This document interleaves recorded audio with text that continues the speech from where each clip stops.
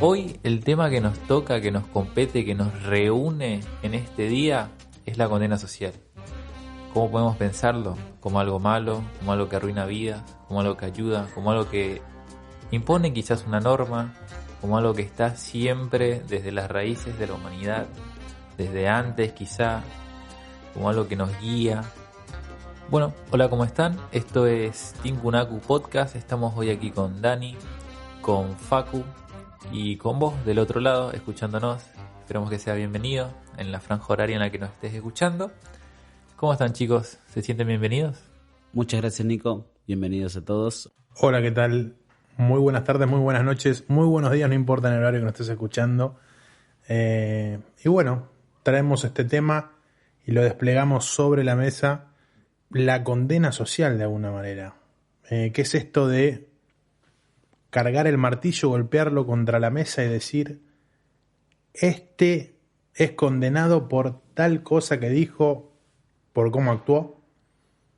Que arroje la primera piedra, diría el Señor Jesucristo. Realmente, qué impresionante lo que decís, Facu. Es que arroje la primera piedra, ¿no? El que esté libre de pecado, el que esté libre de, el que sea inocente. Y creo que en la cuestión de la condena social, como decía Nico, que hace años en la historia se viene persiguiendo. Yo creo que ya cuando decían aquella es bruja y la querían quemar y la perseguían, ya las mismas personas estaban socialmente condenándola a morir aún cuando no sea o era bruja. Pero nada, la condena social no es de hoy, sino tiene un largo camino de la historia, ¿no? Aparte, no sé cómo decirlo, pero decimos la condena y quizás como suena un término re abstracto, pero como ¿qué es la condena? O sea, ¿qué es lo que se condena y por qué? ¿Es algo que está mal o está bien? ¿Condenamos porque es algo que está naturalmente en nosotros? Y ahí es como, ¿qué es condenar? ¿Sería menospreciar? ¿Sería desprestigiar? ¿Sería quitarle el valor a algo? ¿O sería tratarlo como algo irreversiblemente malo desde tu punto de vista personal? Yo creo que hay una delgada línea que es lo moral también, ¿no? Como que hay ciertas personas que lo clasifican, ¿no? Esto moralmente está mal, esto no me parece. Bueno, vamos a un tema por ahí delicado. Antes los homosexuales no eran aceptados, digamos, en ciertos lugares, o cuando se veía que alguno tenía algún indicio de ser homosexual, era desplazado. Hoy en día eso cambió muchísimo. Hoy en día es muy diferente. No sé si entra también en la condena social, pero también va un poco acompañado de la discriminación a veces, ¿no? Porque primero se lo juzga y después hay como toda esta gente enloquecida, digamos, con un poco más los palos prendidos fuego, diciendo este es tal cosa, vamos a crucificarlo. ¿Te acordás cuando explotó la crisis del 2001 y toda la gente decía que se vayan todos, que se vayan todos? De hecho renunció el presidente de la Rúa y no sé si había condena social, pero había como socialmente no se aceptaba porque había una crisis, porque había un ambiente en el que estaba mal. Yo creo que eso también va a influir de alguna manera en cómo las personas reciben la situación, emiten su juicio, emiten su condena y bajan su martillo diciendo no, esto está mal, esto se robaron, esto no es aceptable desde su moral. En el caso de los políticos no querían, o sea, había una crisis económica, social y política en el país en aquel momento y había como una no aceptación de las personas en cómo podían resolverlo y por eso la gente salió a la calle. Yo creo que la gente se moviliza, la gente se reúne cuando hay injusticias, cuando hay algo que le está pasando y lo hace. Condena, dice, expresa a través de carteles y hoy más que nunca lo expresa a través de las redes, ¿no? Yo creo que claro, yo siempre lo solía pensar así, como que uno condena lo que cree que está mal. O sea, no es como que se condena por condenar. Aunque a veces sí, ¿eh? No puedo dejar de pensar que hay ciertas posiciones. Es como que a veces condenás lo que crees que está mal y a veces condenás, y en esto llego como con la condena social, lo que todos condenan porque lo están condenando y no sabes por qué lo condenás. Es como muy extraño eso, porque tendrías que pensar qué es lo que hace condenar, si es como tu propio punto de vista, tus juicios, porque siempre crees que es así, o si lo estás condenando porque todos los condenan. Tal cual. Es como que uno sigue a toda esta masa, ¿no? Que de alguna manera condena, discrimina también, ¿por qué no? Y igualmente yo lo que creo es que de repente hay varias formas, ¿no? Creo que lo podríamos separar así como en distintos segmentos de lo que es eh, esta condena social, ¿no? Porque vos de repente recién decías algo de la política en el 2001, pero es muy diferente a otra condena social que se lo condena, por ejemplo, no sé si es tan diferente, ¿no?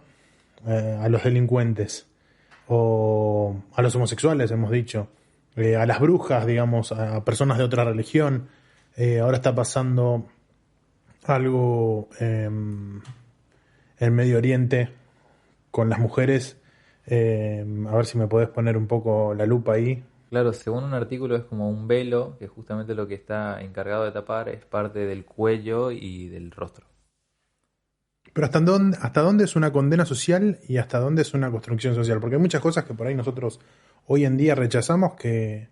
Yo creo que de hecho incluso condenamos desde la construcción. Bueno. Porque es como que siempre vos estás juzgando algo desde el punto en el que estás parado, por así decirlo. Y quizás para nosotros acá no esté condenado que una mujer vaya por la calle con el cuello descubierto. No sé, estoy pensando en justamente los chistes que se suelen hacer por Twitter o por Instagram, con los tobillos descubiertos. Tal que cual. es acá en nuestra cultura más argentina, más latinoamericana, ni nos va ni nos viene que esté así, hemos visto quizá menos. Y es como lo normal. Mientras tanto allá se ve casi como una blasfemia, como un insulto a lo que es la feminidad o la masculinidad, como que se siente atacada cuando eso sucede. Es como muy, muy heavy. Y siempre pienso eso de que uno juzga desde sus propias competencias, desde lo que vos tenés culturalmente cargado en tu espalda imaginaria, en tu mochila, y es lo que te hace justamente condenar o aprobar algo. Me parece válido. Yo me acuerdo hace un tiempo, yo fumaba cigarrillos, ¿verdad? Entro en una casa. Virginia. No, Virginia, no. Fumaba Marlboro Lucky. Y bueno, ingreso a una fiesta de cumpleaños de un amigo, todos reunidos, asado, qué sé yo, familia. Y cuando yo venía entrando, ¿cómo es el fumador que ansioso se prende un pucho en la puerta? En la puerta, esperando, ¿no? Me abren la puerta, la madre de mi amigo. Del cumpleaños. Yo apago el pucho, obviamente. Y cuando entro me siento, hola, qué sé yo. Se acerca y me dice, discúlpame, en esta casa no se fuma. Si querés fumar, podés ir al patio, me dijo. Pero fue como algo medio chocante, ¿no? Fue como... Casi un ataque a tu identidad, por así y como que decirlo. todos me miraban. Una familia católica muy, muy conservadora era. Y bueno, nada, yo salí afuera. Pero me sentí ahí como con el ojo encima, Juzgado. ¿no? Juzgado. Como ahí viene el fumador, mándelo para afuera. Ahora no fumo más. Pero bueno, en su momento me sentí como desplazado, ¿no? ¿Lo podríamos tomar como una condena social? ¿Me han condenado socialmente por ser fumador? O quizás sea una condena social al cigarrillo y vos entraste en el estereotipo de fumador al ser como... O la moralidad de esta familia no permitía que se fume, sin más allá de ser religioso o no. Me parece que, como decía Nicolás, es la construcción social, es la moralidad, como decía Facu, lleva a que las personas condenen de alguna manera socialmente. Y es más, me tomo lo que dice Nico, diciendo siempre condenamos a lo que creemos que está mal. A lo que creemos que está mal. Y por ahí la condena social que se emite o la que se está haciendo, basándonos en los juicios morales, basándose en la conciencia, en la construcción que hiciste, por ahí estamos juzgando a alguien inocente o a alguien que no se, hasta que no se compruebe lo contrario, que es culpable, uno lo está juzgando. Y más ahora, en esta época, en este siglo, donde tenemos redes sociales y hay scratches, ¿no? Claro. Tenemos scratches de todo tipo. Y ese hilo que uno hace a veces, me gusta mucho Twitter y a veces paso horas leyendo Twitter hilos. Y me parece que estos 150 caracteres, 140 caracteres no hace que uno pueda fundamentar a la persona como la critica. Por ahí abrís hilo y uno con 140 caracteres emite un juicio, emite una condena. Y por ahí a mí me gusta lo que escribió Facu, lo tomo, ¿sí? Retweet. Lo de Twitter, ¿no? Retweet. Lo retuiteo y pongo también, o sea, como que avalo lo que dice Facu, avalo y pongo mi parte también. Entonces como que ya se va conformando, fundamentando esta teoría de condena. Claro, encima, no sé por qué, pero lo puedo pensar así como, también gracias a estas redes sociales, es como que surgió el punto de que lo que sucede y lo que pasa, porque es como que esta condena está porque justamente se puede quitar de contexto muchas cosas. Yo te puedo, justamente con esos 140 caracteres, sacar de contexto algo que vos dijiste y hacerte decir cualquier cosa. Claro. Y lo mismo sucede con las acciones, porque hoy en día aparecen videos que uno generalmente quiere creer lo que aparece en el video, pero el video está como editado. Por ejemplo, yo me acuerdo uno de un caso de fútbol, ¿no? Que es como que se para Heung-min Son, jugador de los Spurs, de los Tottenham, el 7, y intenta saludar a José Mourinho.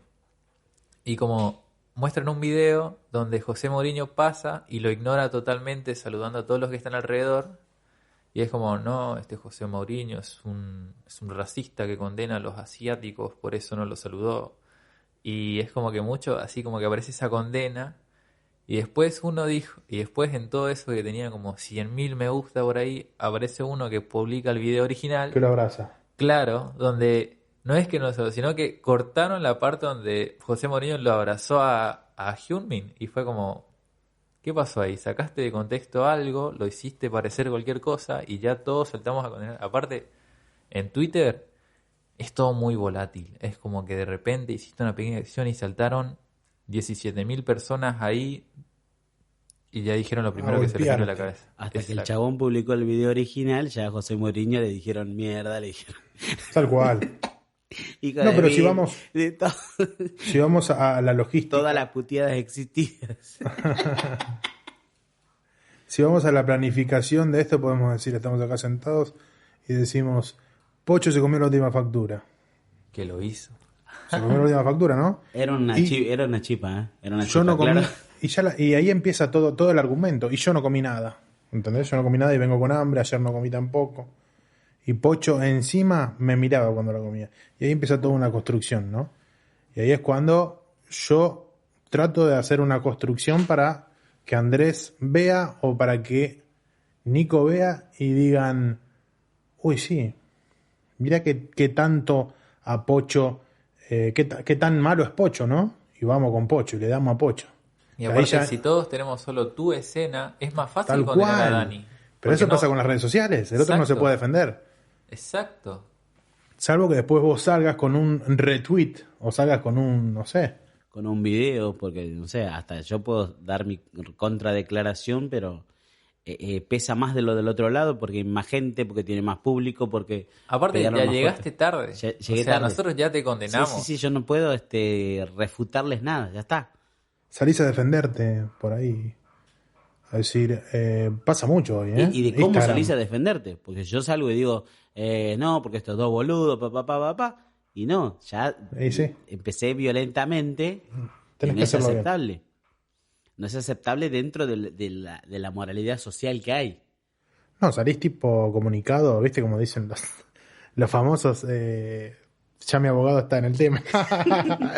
No, salís a decir, primero muy educadamente, bueno, Te lo dejo a tu criterio. Así. Salgo a defenderme de las barbaridades que ha dicho Facundo sobre la factura y mi persona. Primero, la factura no era la última. El gordito este ya había comido antes. ¿Entendés? Salís a defenderte, pero vas construyendo. Ahí empieza una polémica que hoy es muy atractiva porque a la gente, ¿qué pasa? Le gusta el quilombo hoy en día. Y siempre, siempre, siempre te tenés que poner en una de las situaciones. No puedes estar de los dos lados. Si estás de los dos lados, sos un panqueque. Tal cual. Un ¿De qué lado tibio. estás? Sos un tibio, diría Dana. ¿Estás Sos con un tibio. Facu o estás con Dani? De los dos lados no puedes estar. ¿Qué necesidad de fanatismo tenemos a veces? ¿No? Es la bandera de Pocho o la bandera de Facu. A ver quién gana. Y depende qué tanto me caiga. Por ejemplo, yo estoy del lado de Facu. Claro. Depende. A veces depende mucho de la popularidad que tenga el otro o qué tanto se lo presenta como el villano, ¿no? Yo a veces me pasa que dicen, para mí, o pasa, fulano hizo tal cosa. Y yo digo, para mí no. Es muy bueno ese Instagramer. Es muy bueno ese TikToker. No creo que haya hecho eso. Y ahí ya parte desde un punto de que es si nos cae bien, si qué sé yo. Bueno, hablábamos en algún momento sobre lo que había pasado con Johnny Depp y la ex. Que bueno, se había hablado que ese juicio lo ganó las redes, digamos. Ese juicio lo ganó, digamos, la gente. Claro, es que en ese primer momento Johnny Depp perdió todo. A él lo ultrajaron, por así decirlo. Es como se le habían quitado el trabajo, ya de una que se quedó sin en la casa, le dieron a ella todo y es como que se avaló que ella tenía la verdad sí o sí y él fue condenado justamente en las redes, en las noticias, ultrajado. Disney lo dejó sin los trabajos que tenía. De hecho, no hizo Animales Fantásticos. Y Claro, lo perdimos en Animales Fantásticos, nosotros los Potterhead. Y bueno, después el caso siguió transcurriendo y las pruebas terminaron volteando a su favor. Y ahí es como que podés pensar cómo la condena social justamente influye y cómo está muy metida en cómo nosotros solemos pensar casi como socialmente. Porque es como que en ese punto y en ese momento, digamos, histórico por así decirlo, prácticamente había como una cierta tendencia de que las mujeres, por así decirlo, por ese momento como que no mentían, siempre estaban siendo buenas. Entonces era casi verídico creer lo que estaba diciendo Amber. Era difícil de creerle a Johnny Depp en el momento en el que estábamos, en el transcurso social que estábamos viviendo. Pero bueno, las pruebas demostraron lo contrario y es como que hoy en día tenemos juicios apresurados, vamos a decir. Porque es como que donde uno salta y te dice algo, vos quizás no tenés prueba, pero ese que te dijo de tu amigo y capaz medio que le cree, o es como alguien al que le tenés cierta confianza y ya de una tiene razón. Y también ayudó la era del opinólogo, que todos opinan de todo, que hay expertos para todos o gente que sale a opinar, ¿viste? Sobre ciertos temas. A veces pienso que es como que sería hermoso saber que cuando cometiste un error podés como volver, tenés el botoncito que aparece siempre en las películas o en los dibujitos. Pero hay mucho orgullo de volver. También, creo, ¿no? Como que Disney no daría un paso atrás, creo. Y otras entidades tampoco, ¿no? Bueno, a mí me tocó vivirlo de cerca hace unos años con un amigo que él era policía de la bonaerense. Resulta que un día habíamos terminado de entrenar, jugaba al rugby en un equipo municipal. Este amigo había estado ahí con nosotros. Llego a casa, noticiero, Rodolfo Barili es el de Telefe. Sí. Bueno,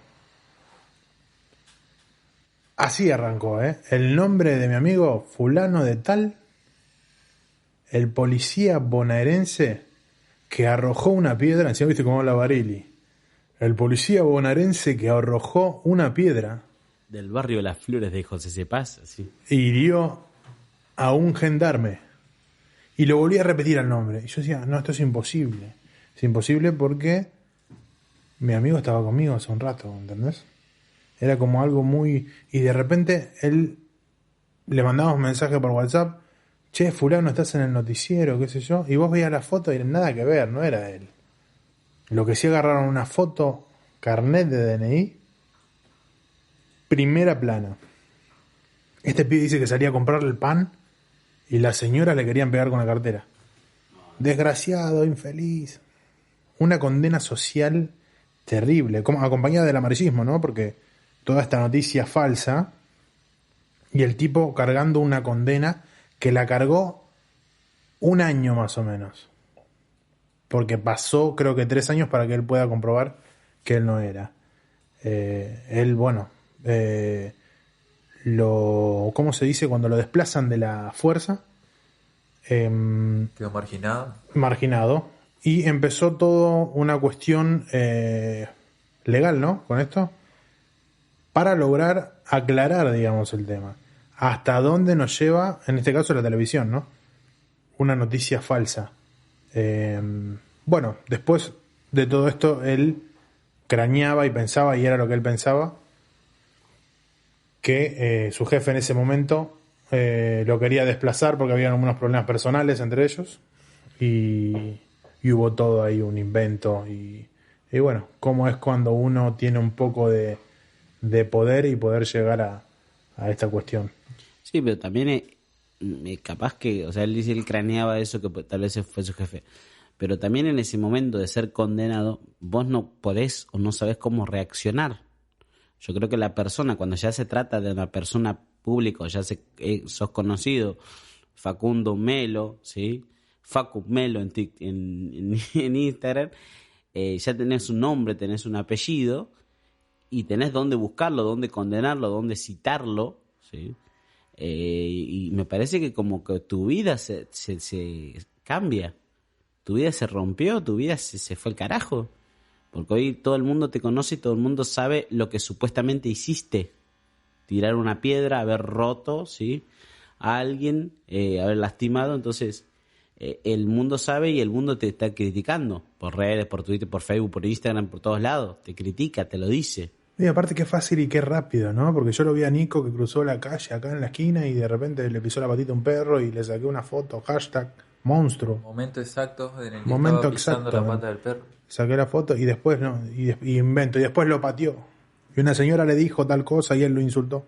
Y ahí ya armamos todo una cuestión. Claro, y ya está en las redes y estás expuesto totalmente. Claro, aparte es impresionante cómo rellenamos los espacios que no tenemos y automáticamente inventamos una historia que cuadre en lo que estamos tratando de plantear y creamos ya todo el panorama, el contexto histórico con relatos, narraciones que son o inventos nuestros o pasaron en verdad, y siempre al fin y al cabo son los que nosotros mismos queremos percibir o lo que nosotros mismos rellenamos como para darle una lógica a algo que probablemente ni siquiera lógica tiene, que simplemente es tu acción ejecutada y sacada de contexto en un momento oportuno.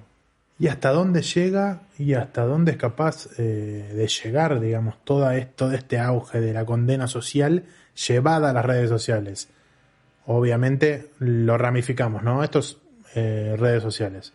Porque hoy en día, a mí me ha pasado un familiar mío, mi hermana puntualmente, fue presa por algo que no hizo. Imagínate esta cuestión, ¿no? De repente se la juzga de algo, primeramente con un video en redes sociales. Ella no aparecía en este video, pero se decía que sí. Y ante toda la cuestión, la fueron a buscar en su casa, la llevaron presa, estuvo un año, hasta que se comprobó que no tenía nada que ver. ¿Hasta dónde podemos llegar a perjudicar a una persona? Ya sea psicológicamente, ya sea legalmente. Mi hermana perdió el trabajo, por ejemplo. No lo recuperó, salió y hoy en día por ley te tienen que guardar el trabajo un año hasta que se esclarezca, digamos, tu situación. Se comunicó, qué sé yo, perdió el trabajo. Los hijos no están con ella ahora. Es toda una cuestión que realmente le podés llegar a cagar la vida, como, o sea, así, con todas las letras, a una persona por una cuestión de Pocho tal cosa, y a veces la gente habla sin saber, o a veces la gente juzga, y cómo sería realmente si la gente tuviese un poco de empatía, o un poco el ponerse en los zapatos del otro y decir, ¿qué me pasaría si yo fuese esa persona a la cual condeno, ¿no? Y ahí venía la cita que en un principio sacamos de que el que esté libre de pecado arroje la primera piedra. Qué historia tristísima, Facu, lo de tu hermana. Es tristísimo. Y la verdad que sí. Sí, nuestro oyente capaz que ya estén pelando lágrimas. Lloren. Encima vos decís psicológicamente daño, y a la familia también. Sí. Vos, tus padres, o sea, uno en esa situación creo que afecta a todos. Y yo creo que las redes sociales impulsaron aún más esta condena social. Impulsaron esto de publicar cualquier cosa, porque lo republico, puedo retuitearlo, puedo compartir ese reel en Instagram, puedo compartirlo en Facebook, y uno comparte. La velocidad a lo que algo se puede hacer viral es increíble, encima queremos más velocidad de internet, más todo, más conexión, que llegue a más gente. Yo me acuerdo de una historia que una vez Santiago del Estero, a la plena siesta, veo que un señor, ¿viste? de la iglesia, un señor de la iglesia, publica que en el gobierno kirchnerista estaban trabajando dos chicos entre 27 y 28 años, ganando no sé cuántos millones, y porque son hijos de un intendente no sé de dónde, y publica las fotos, ¿sí? Y entonces yo veo las fotos y digo, era Mia Khalifa y Jordi, ¿sí? Jordi era el famoso Jordi.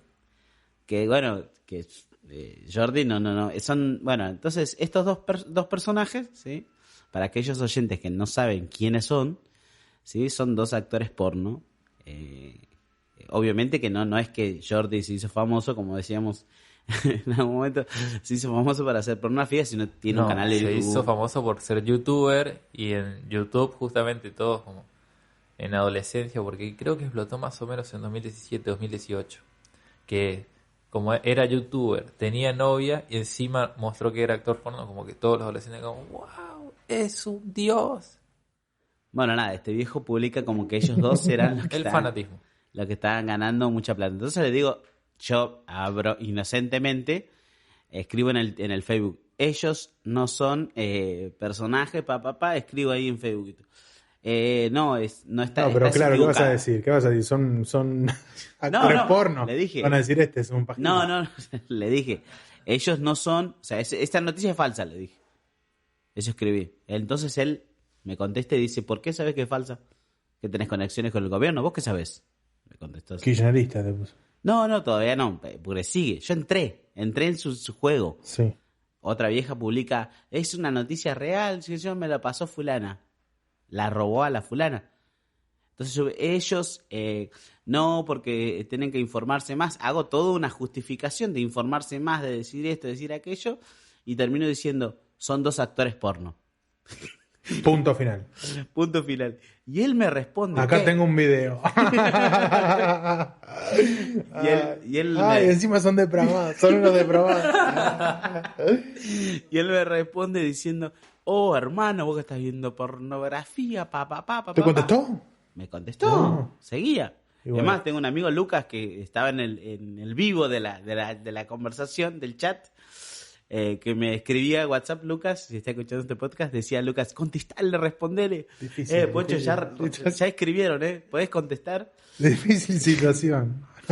Y el hermano de Lucas, Juan, dice, Pocho, basta, la podés cortar, qué sé yo, ¿viste? De eso me parece que no da, ¿viste? Gente reflexiva. Otro Claro. que me mandaba la captura de la discusión.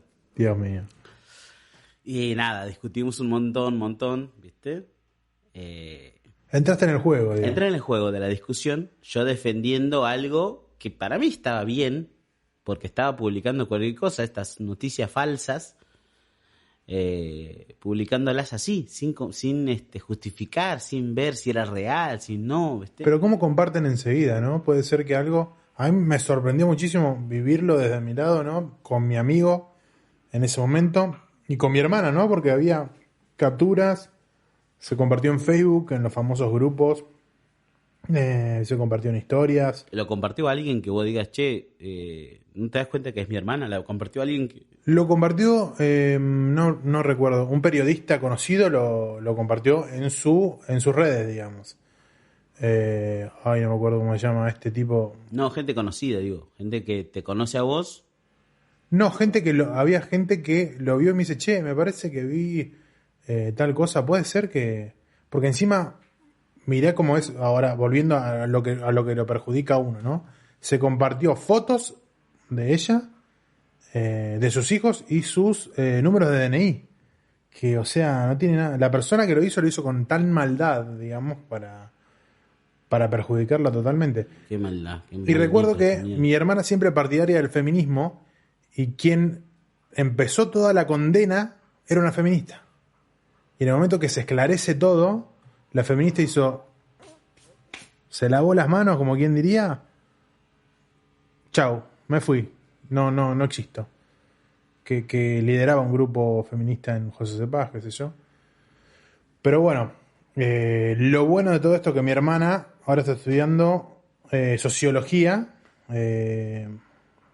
Al estar en la cárcel hizo muchos cambios, digamos, en la gente que estaba ahí, porque la realidad es que también se los margina mucho, ¿no? Digamos, a la gente que está presa. Hay mucha gente que está presa sin una condena segura, digamos, que no tienen argumentos. Claro, no tiene sentencia, pero no tiene sentencia porque no se puede comprobar muchas cosas.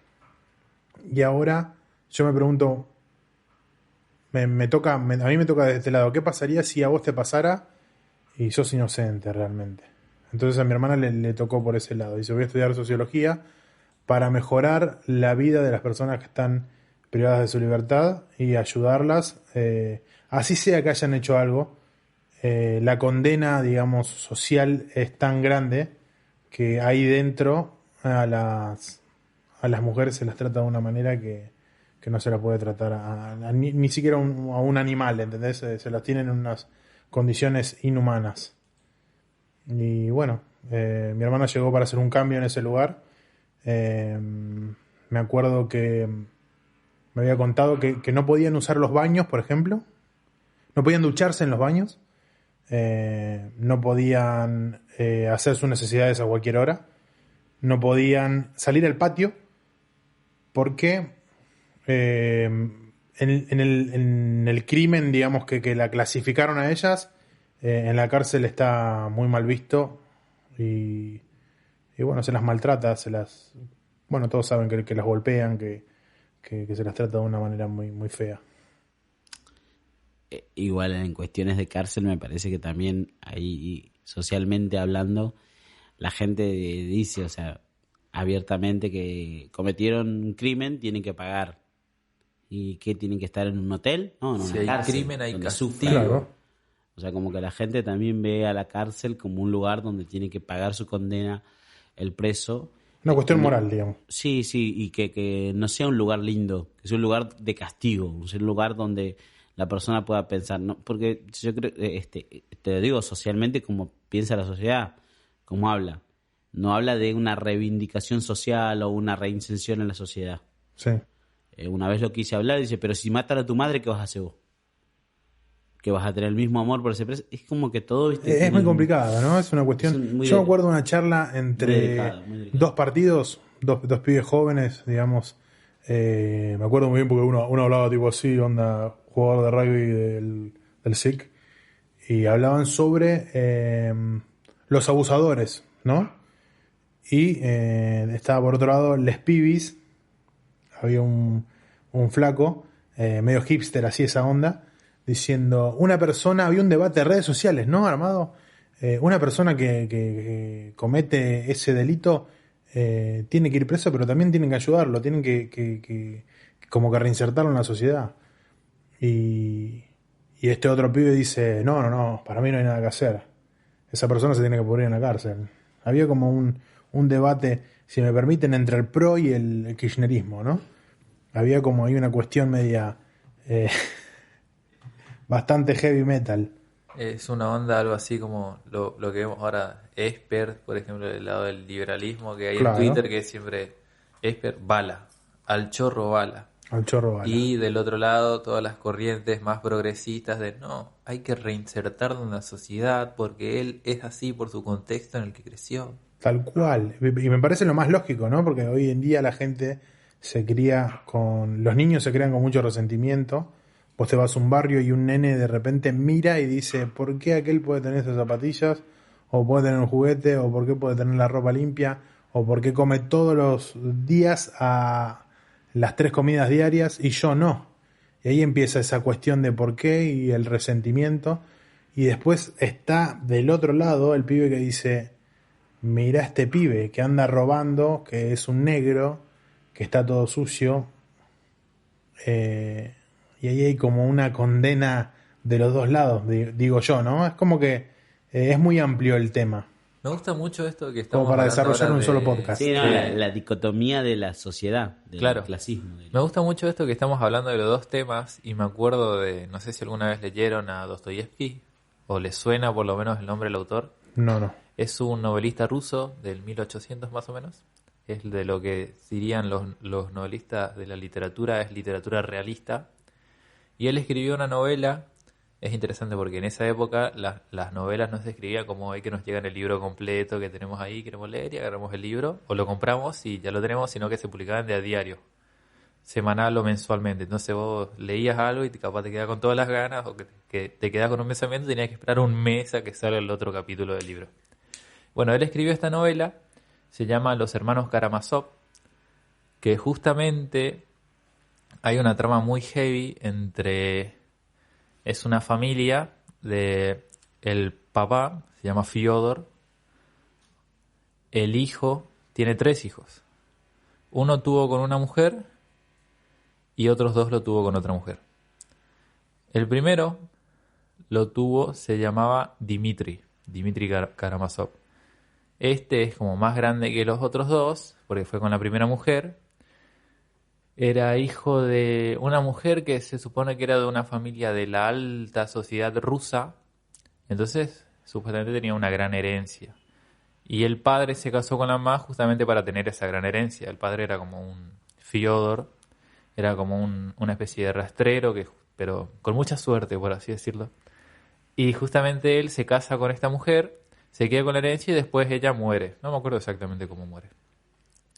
Y él, bueno, enojado con el padre, se va, hace servicio militar y siempre le envía cartas, le dice, tenés que darme plata, dame plata, dame plata, dame plata, quiero herencia, porque esto todo era de mi mamá y vos solo la arruinaste a ella y seguro que la mataste y si algún día te encuentro viejo y no me da la plata, te voy a matar. Y era como así su relación, total odio. Después tenía los otros 2 hijos, justamente Alyosha, no me acuerdo su nombre, pero Alyosha era como el diminutivo del nombre en ruso, que era un joven cristiano, que es como siempre el bueno, es casi un joven ideal, y su hermano, que era un joven de ciencia, aplicado, inteligente, genio, perspicaz, Iván. Y bueno, es como que ellos 2, uno se eligió el camino a la ciencia, el otro quería trabajar en la iglesia, quería servir al Señor. Y justamente servía a una especie de pastor, que es muy famoso en aquella época rusa, no me acuerdo ahora el nombre.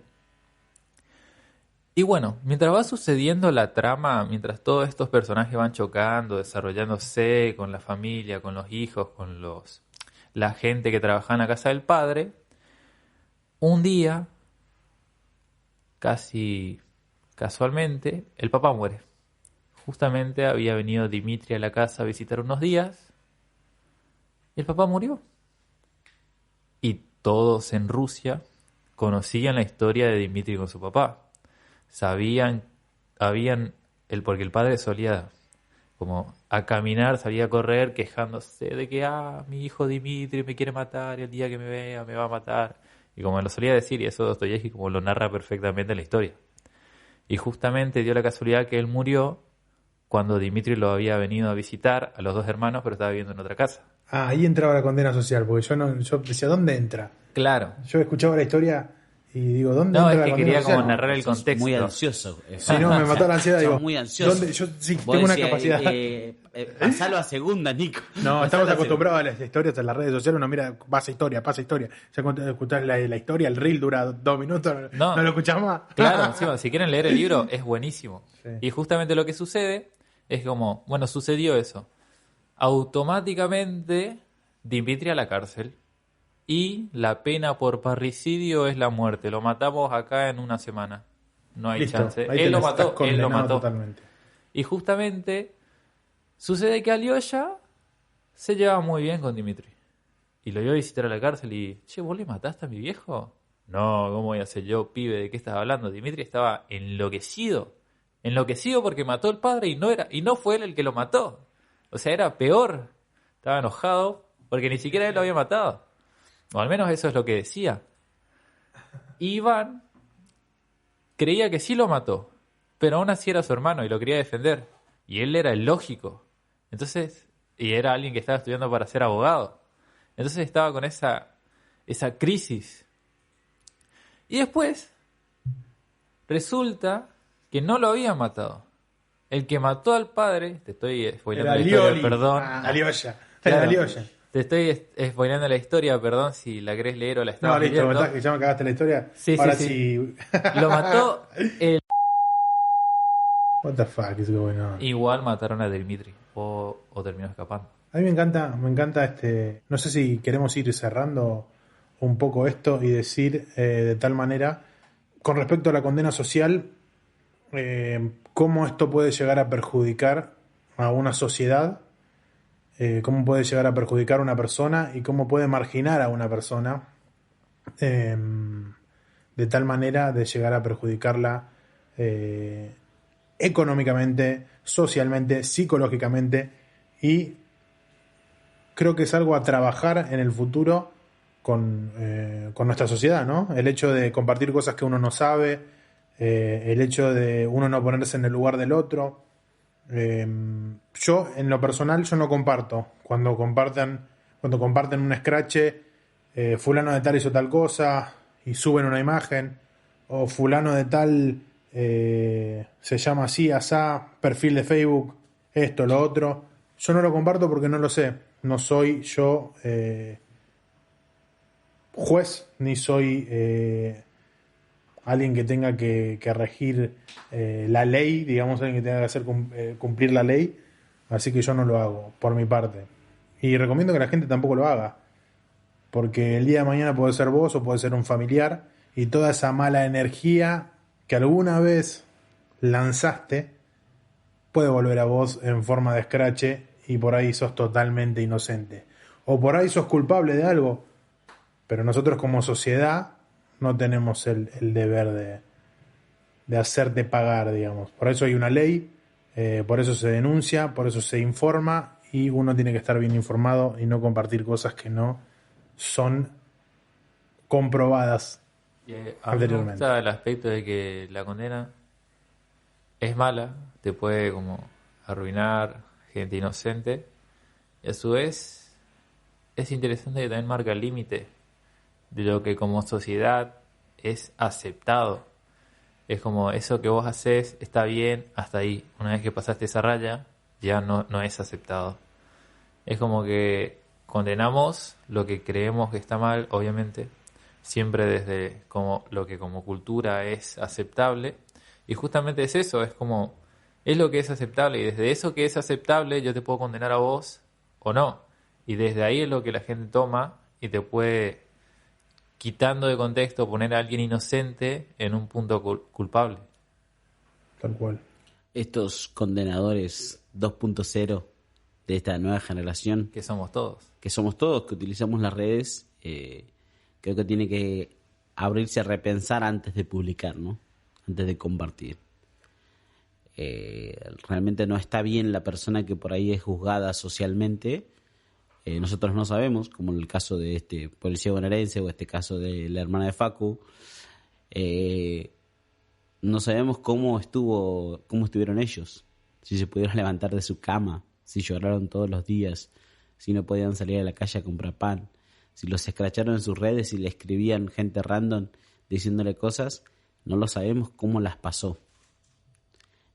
O cuánto dolor o cuánto daño le hicieron a esa persona. Me parece que pensar eso hace que nosotros también podamos reflexionar antes de publicar, antes de contestar, antes de retuitear. Es un poco para pensarlo, ¿no?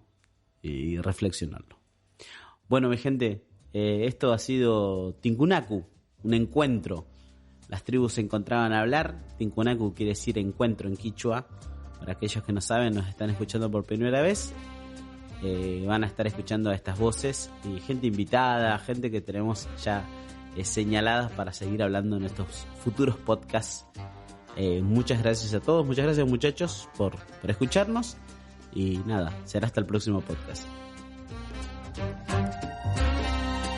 Postdata, chicos, para todos aquellos que se quedaron hasta este punto, si quieren saber quién fue el que mató al padre, tendrían que ir a leer el libro.